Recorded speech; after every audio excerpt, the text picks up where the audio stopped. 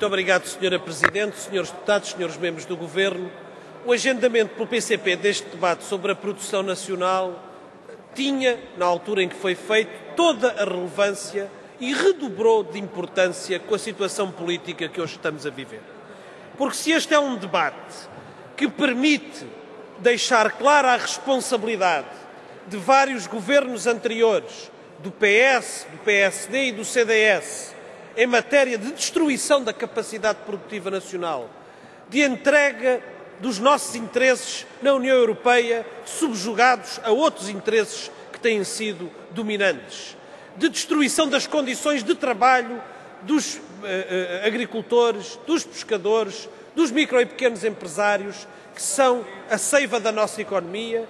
Se é verdade que este debate permitiu fazer esta responsabilização, também permitiu demonstrar que, ao contrário do que diz o Sr. Primeiro-Ministro, há uma política alternativa para este país, há uma política alternativa que nos ajuda a sair da crise.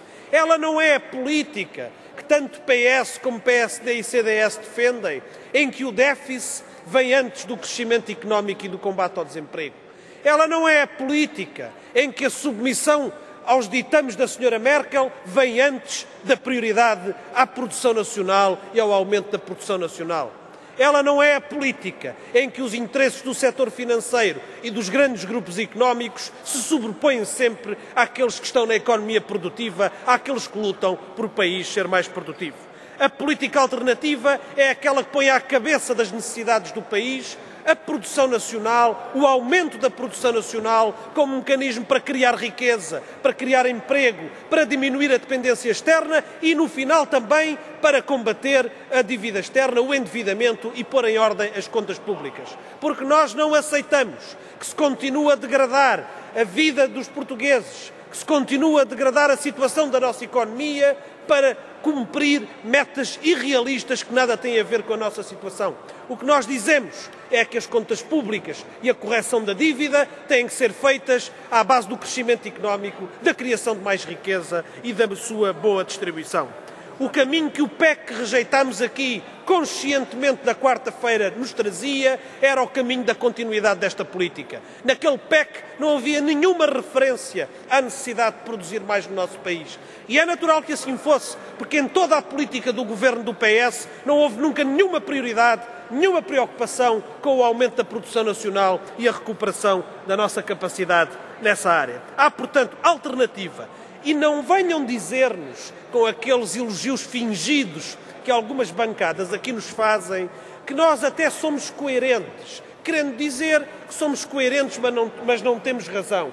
Não, senhores deputados, nós somos coerentes porque tínhamos razão quando dissemos que esta política europeia, esta política nacional, ia destruir a economia do país, e temos razão porque agora se comprova que foi de facto assim e que a única saída é inverter essa política, é romper com esse caminho. Finalmente, queria dizer, Sr. Presidente, Srs. Deputados, Sra. Presidente, Srs. Deputados, que é uma vergonha que a política deste Governo, a falta de política deste Governo para o aumento da produção nacional ainda seja agravada, como bem dizem e com razão os pescadores lá fora, com este código contributivo que vai penalizá-los sem ver qual é a sua real situação. Nós somos a favor da justiça contributiva e de boas reformas, Sr. Secretário de Estado, mas não somos a favor de uma espécie de tributação que vai destruir muitos fatores de produção, como acontece com esta situação dos pescadores, que tributa erradamente aquilo que não deve ser tributado daquela forma. Finalmente, ainda sobre a questão dos serviços públicos, diz o PS que a partir da crise vão degradar-se os serviços públicos, vão aumentar os juros da dívida. Eu não sei onde é que o Sr. Deputado Miguel Freitas tem andado nos últimos meses. Eu não sei se o Sr. Deputado não sabe o que é que aconteceu aos serviços florestais com a política do Governo do PS. Venha agora falar-nos da degradação dos serviços públicos, que foi o que os senhores fizeram todos estes anos e querem continuar a fazer com o apoio do PST. E termino, Sra. Presidente, dizendo que este país não vai para a frente quando nós temos governantes que aceitam em Bruxelas tudo o que lhes impõem. nem candidatos a governantes, que aqui um dia rejeitam uma coisa e no dia seguinte vão a Bruxelas aceitar o mesmo que antes rejeitaram. Nós não aceitamos essa hipocrisia e sabemos que os portugueses vão discernir bem quem são aqueles que querem continuar o mesmo caminho, fingindo que querem uma coisa diferente, e quem são aqueles, como o PCP, que querem de facto outro caminho, porque essa é a única alternativa para o progresso do nosso país. O Governo distribuiu um documento que foi agora anunciado pelo Sr. Ministro dos Assuntos Parlamentares, que está datado de 8 de janeiro de 2010. Eu pergunto se é ou não verdade que o Governo, em dezembro de 2010, assumiu perante os sindicatos que não estava em condições de cumprir este acordo e que, se na sequência disso, é verdade ou não que os sindicatos, naturalmente, o denunciaram e que, portanto, ele não tem validade.